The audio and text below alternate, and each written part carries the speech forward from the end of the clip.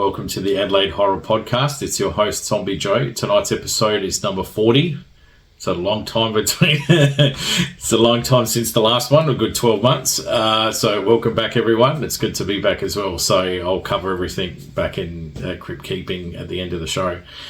But yes, tonight I'm going to be looking at Indonesian Horror as a part of the International Horror series.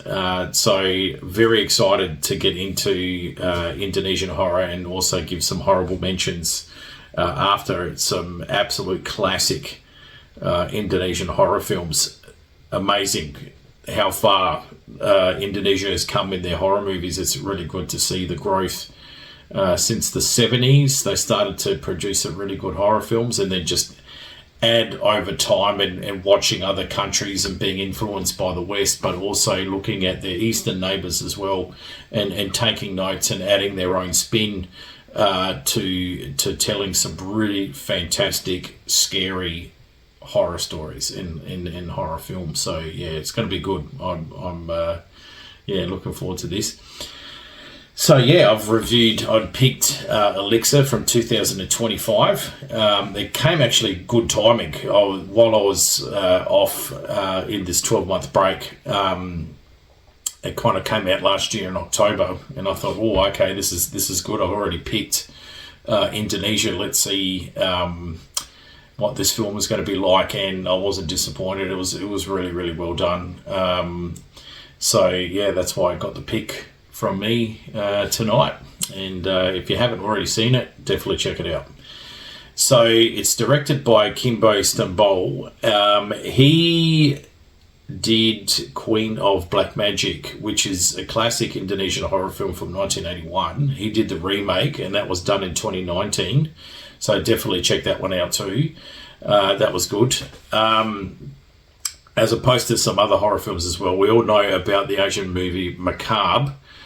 He did that in 2009, and he also did Blood Curse 2023, so that's another good one as well. So he's cut his teeth a lot in different horror films over quite a period of time. So and it shows in each one that he does, and it definitely shows here in Elixar as well.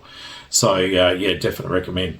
He was also the writer as well. He shared the writing duties too, but he's also writer and director of this movie. The language is Indonesian. The location is in Indonesia, and it is in a place called Yogyakarta.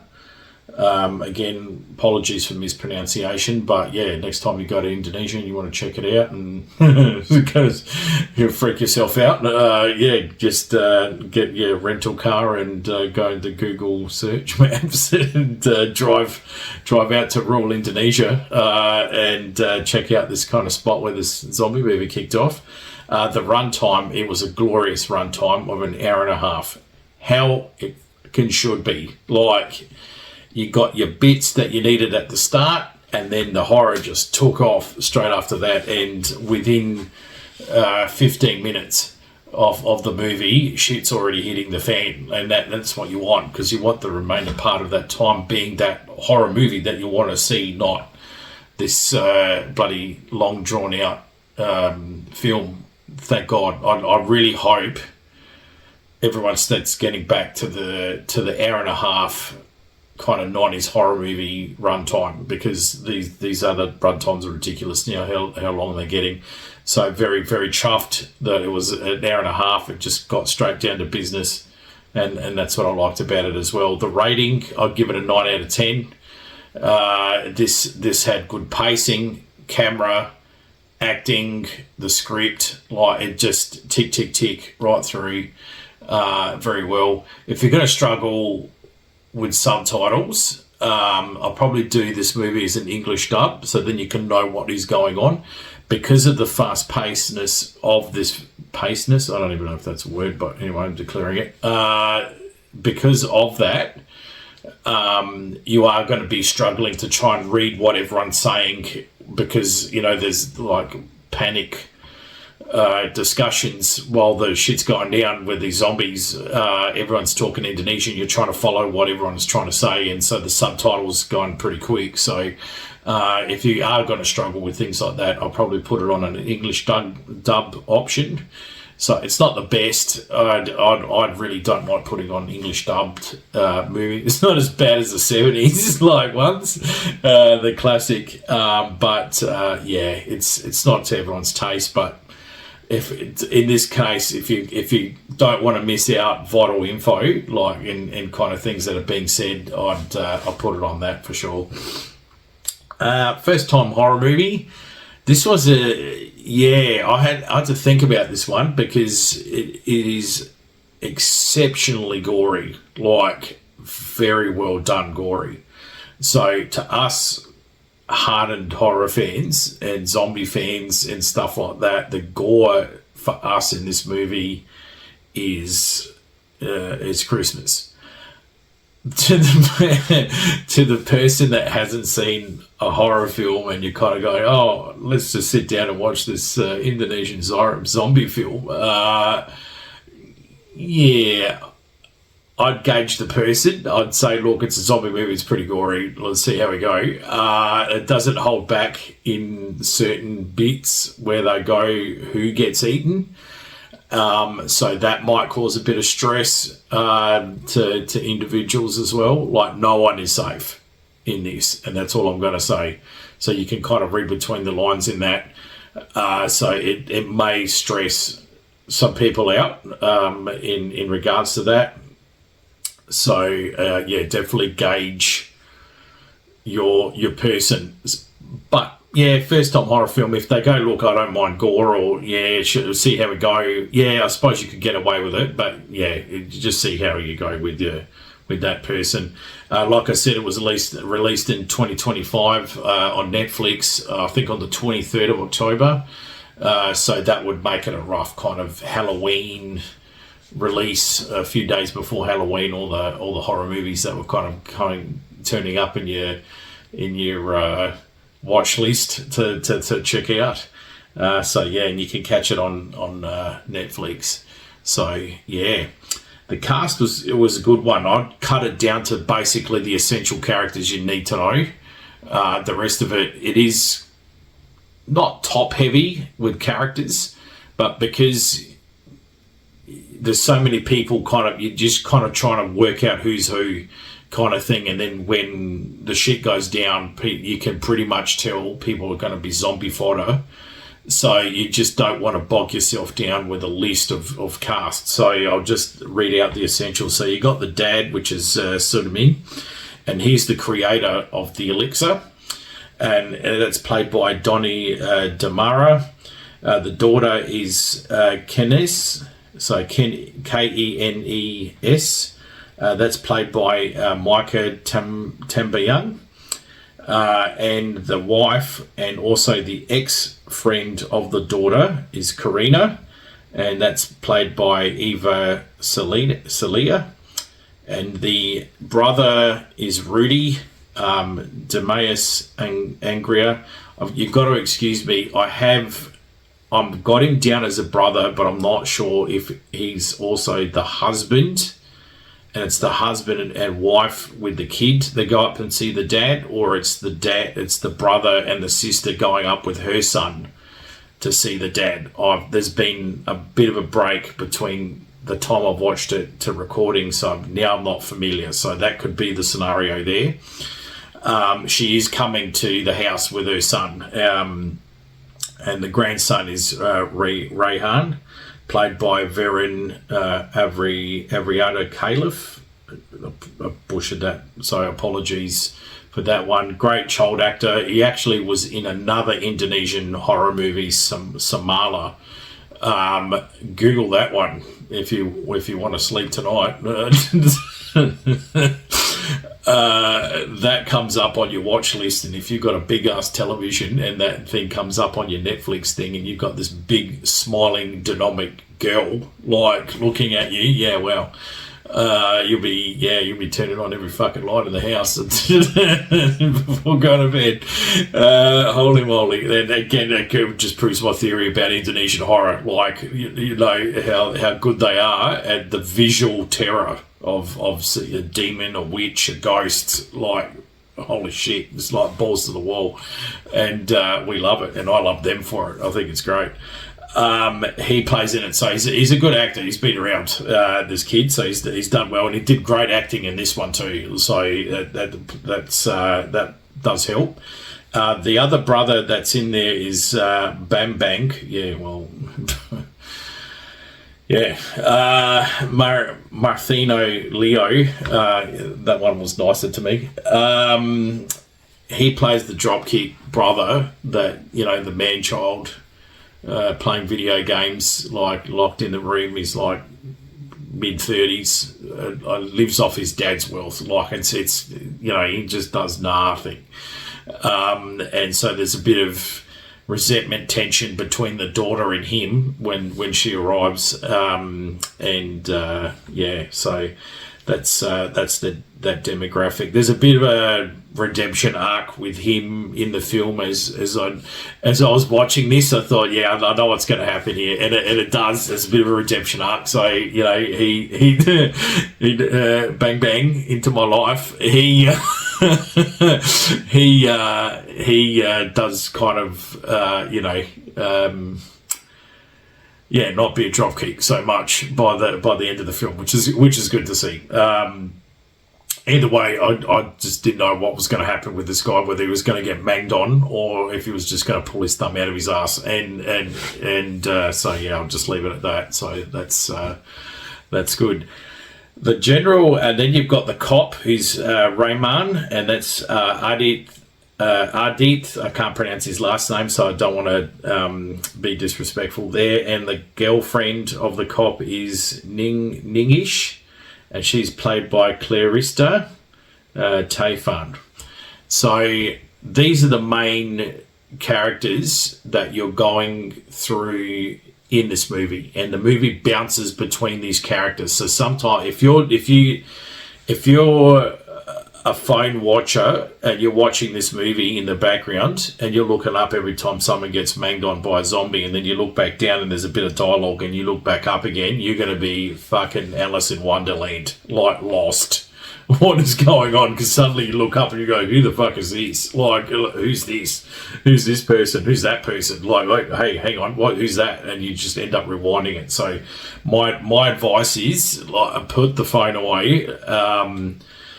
If you can't read speed subtitles, get rid of it. Put English dubbed on so you can follow the story, and you know what's going on. If you do that, you will appreciate this movie a lot. So basically, long story short, what happens? Dad has a kind of like a Nutrimedics kind of company in Indonesia. They're not doing too well. Not bad, but not great either. And so it's come obviously to the point where other kind of cosmetic competition has kind of stepped in and said, look, here's some dosh, like out you go. And he's kind of going, okay, let's take the money and run. And so he's called a family meeting to meet him at the house. And this is what he's planning to do. That's not what the siblings think are going to happen. They're already talking about money and what they're doing with money, and they're kind of, spending it before they've got it, kind of thing. And so they kind of get there, and there's tension. The interesting thing about the start of this movie, it starts off as a telenovela. Now, what I mean by this is, my wife's Filipino. If you're watching this and you are Filipino, or your partner is Filipino, or in Asia, telenovelas are kind of like the Days of Our Lives of Asia.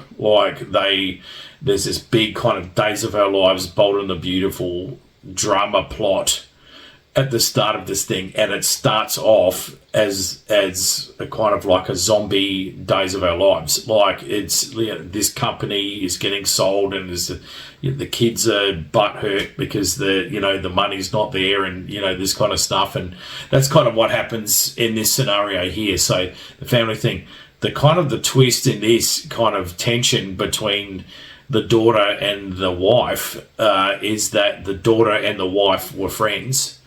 they're the same age, and the dad's original wife died, and he married the friend. Yeah. So I'll leave it at that. It's put an absolute end to the friendship of his daughter. It's caused huge amounts of tension between the two ladies. More his daughter than the girl. Like, the other friend seems to not really give a shit, but there's points where, you know, guilt kind of follows, and they have a whole moment trying to sort out what's happened, and their tension between them in the midst of the zombie kickoff as well. So, you know, time and place to have a fucking argument, ladies. Like, serious. But, you know, yeah, okay. Yeah, sure.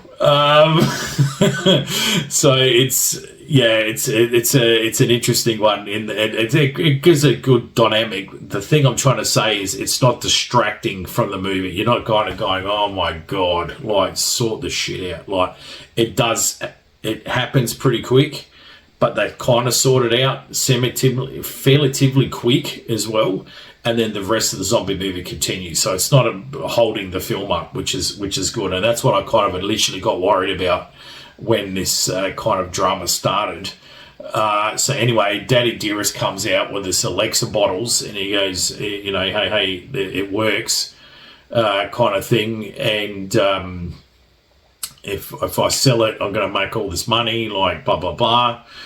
And so everyone's kind of tripping out, like, how young he looks. He's almost gone back to, you know, his 30s. And so he's almost the same age as the girls.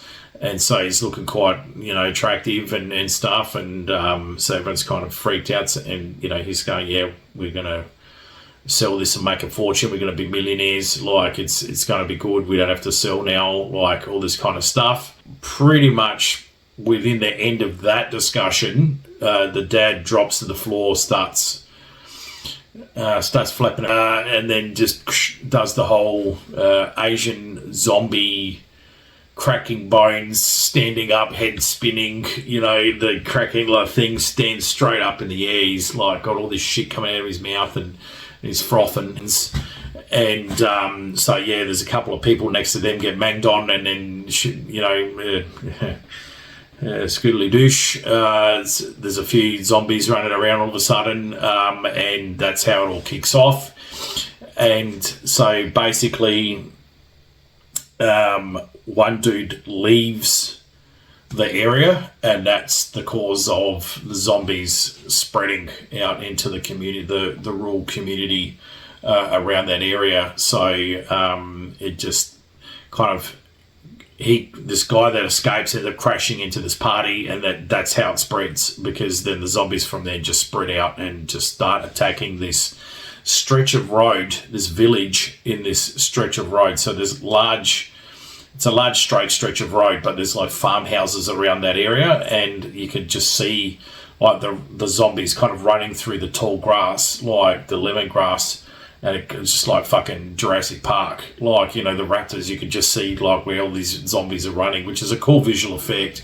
The other fantastic visual effect in this film is the camera work. They did some spectacular shots using drones.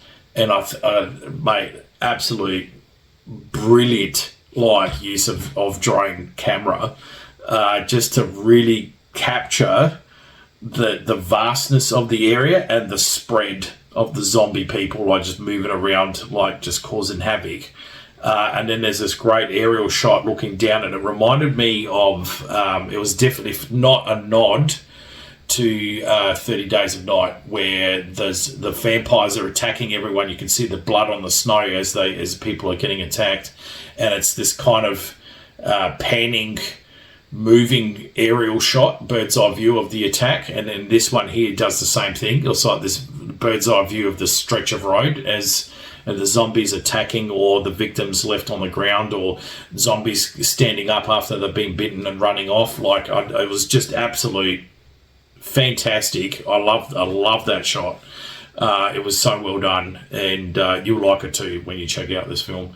Like I said, there's no one really kind of safe. There's a truckload of people. One's got a little girl in it. She gets attacked as well. So that's kind of what I'm saying. It depends on that person for the first time horror movie. That may distress them.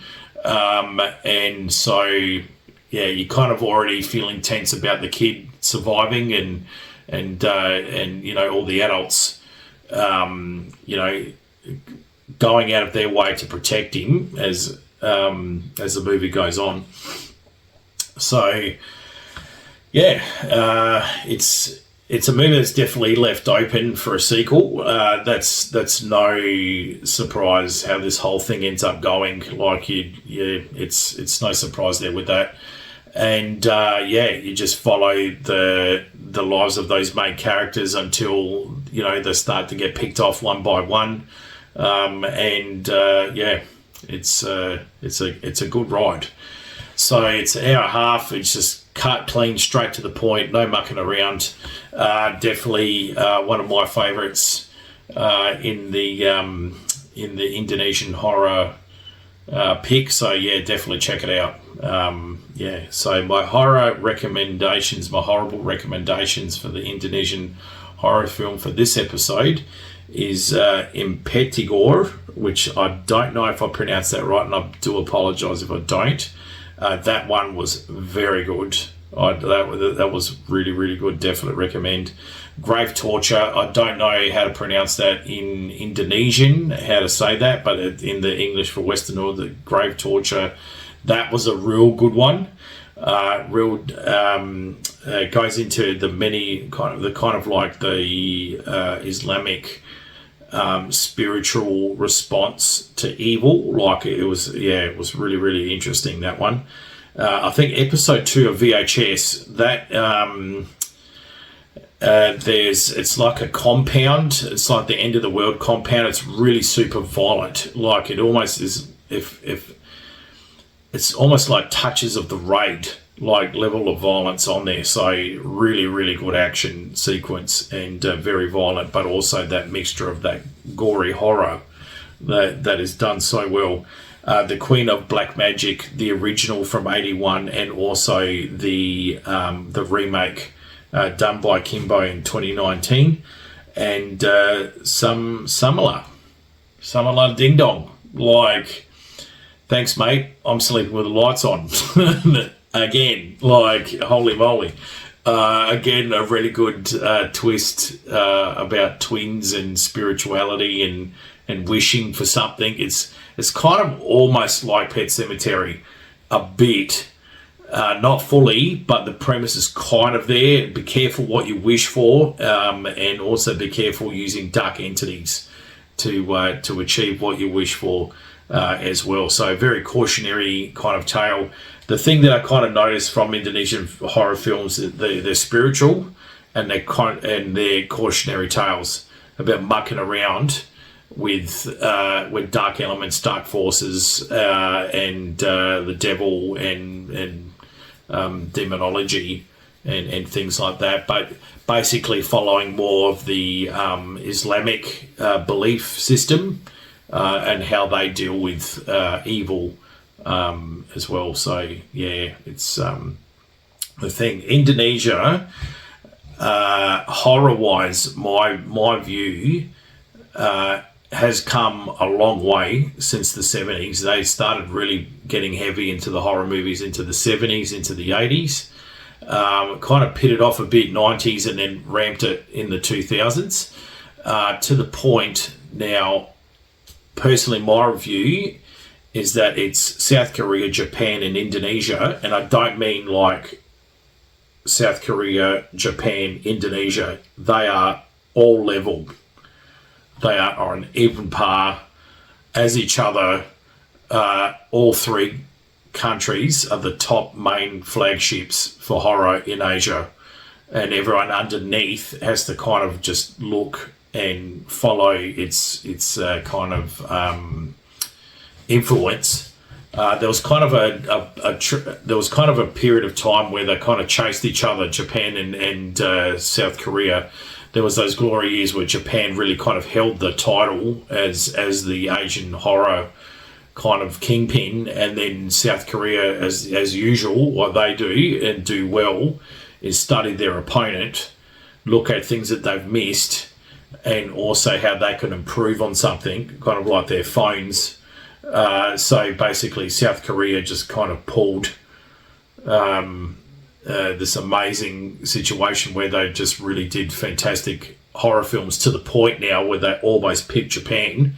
Well, actually, I think they have picked Japan, and I don't mean that in a disrespectful way. And like I said, there's some fantastic horror movies coming out of Japan, some sensational ones coming out of South Korea and Indonesia, and that's why basically, me personally, Japan, South Korea, and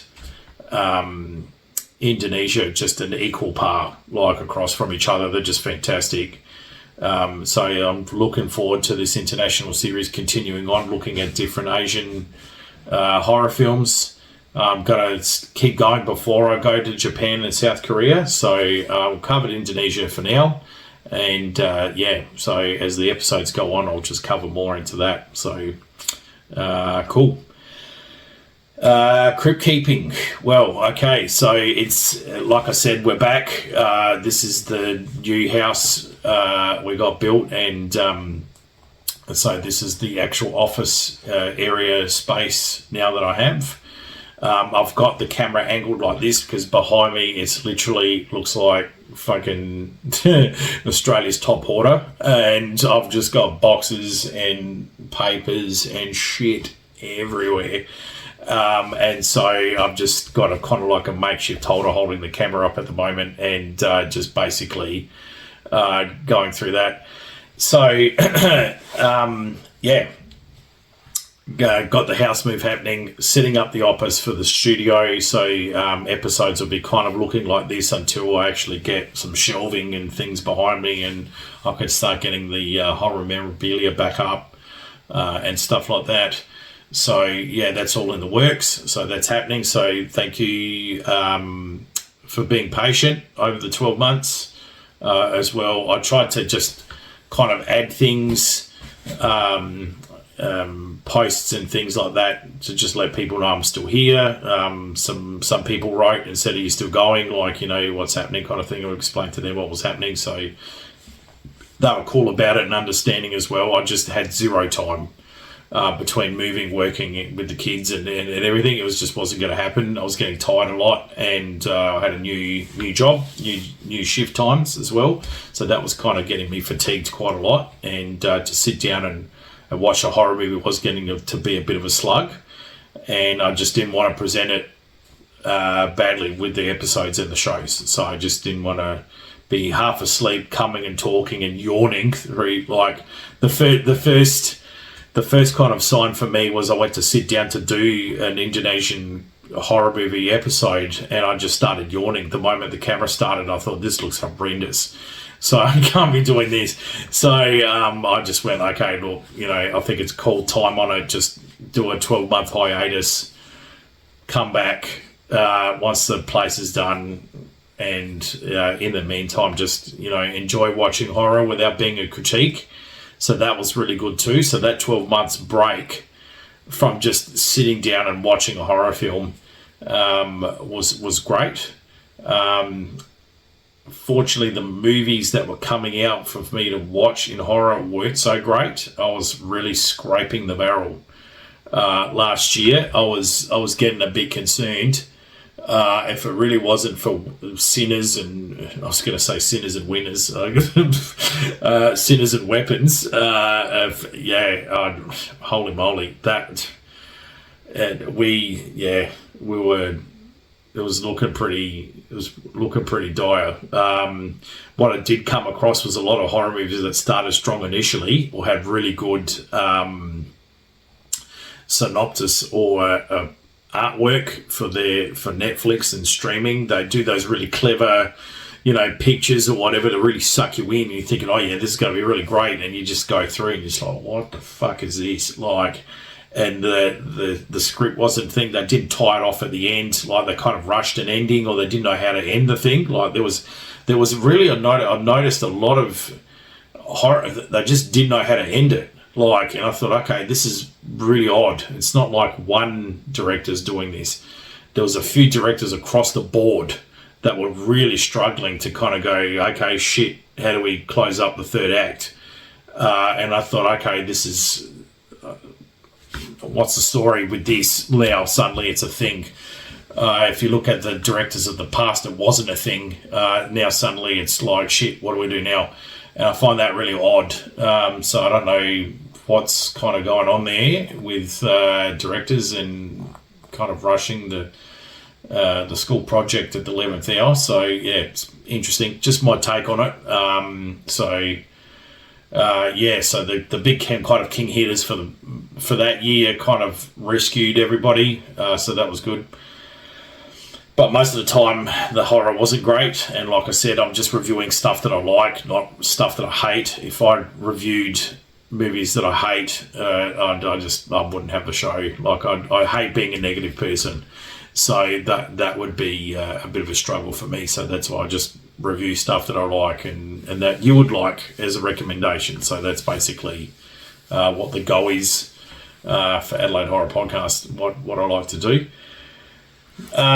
So that's the move, and so back in it. I was recently on Beyond All Limits podcast with my friend Manuel. So I got invited onto the show to talk about some real life a paranormal experience and also an exorcism from somebody I knew that was an exorcist. So just basically a bit of a cautionary tale that I was also told about it as well, like looking at demonology and that kind of stuff. So there was that discussion, and then I got invited on again as a separate talk, and this one was more about Australia Day and UFOs as well. Manuel and I I'm not heavily into UFOs, but I'm interested in UFOs, and kind of what's been happening now is a very interesting scenario. The government's slowly releasing things. Excuse me. Far out. I'm talking about yawning. Like, here we go. And so, yeah, it's just kind of interesting to see how now slowly the government's trying to kind of like introduce the stuff, and the slowly introducing is starting to freak me out because I'm thinking, okay, obviously they know more than what they don't want to cause a massive global hysteria. So, or it's completely made up. I don't know. I'm just kind of sitting in the fence. So I just kind of watch things as they go. And so, yeah, I thought that was interesting. So I was on the show. So, yeah, definitely check that out. Beyond All Limits podcast. The Australia Day UFO episode, and also the my paranormal experience, and the exorcism discussion on that. So cool. I'm still going to be doing episodes once a month. That's still kind of a given at the moment. Like, if situations change and I'm able to pump out something earlier or do something, or a special episode or something like that, I'll definitely do that as well. So, so Zombie Joe's back at it. We're, still shuffling around. So still here, and, cool. Happy to be back. And so, yeah, hope you enjoyed the episode. If you've got any other Indonesian horror movies that you liked that I didn't mention on here, that you wanted to suggest as well, leave it in the comments, or contact me on Instagram or on Facebook. I'm on Twitter as well, and I'm also on TikTok too. Threads is kind of there, but I don't really know what Threads are. Like, my post that I put on Facebook and Instagram goes to Threads automatically, and it's just like, cue the crickets. Like, there's like zero likes, zero nothing. Like, I'm just thinking, I don't even know why I've got a Threads account, but I've still got it on there anyway, with the rare occasion that someone's going to come out and like something. But I'll see how I go. I'm really here or there about Threads. I don't really give a shit. don't really care about likes and stuff and follows on Instagram or stuff like that. That's kind of not me. This is just kind of my hobby and what I like doing. So, yeah. Cool. That's pretty much it. My contact details are still the same, AdelaideHorrorPodcast@gmail.com. That's, and I've got in tabs here all the contact details for that. If you want me to collaborate and be a guest on your show or be a co-host on a topic, even if it's not horror, you want to talk about any other kind of movie or something like that, I'm happy to do that too. Like I said, with Manuel's thing, I can do geopolitics too as well. That's kind of almost like the real fucking horror movie at the moment.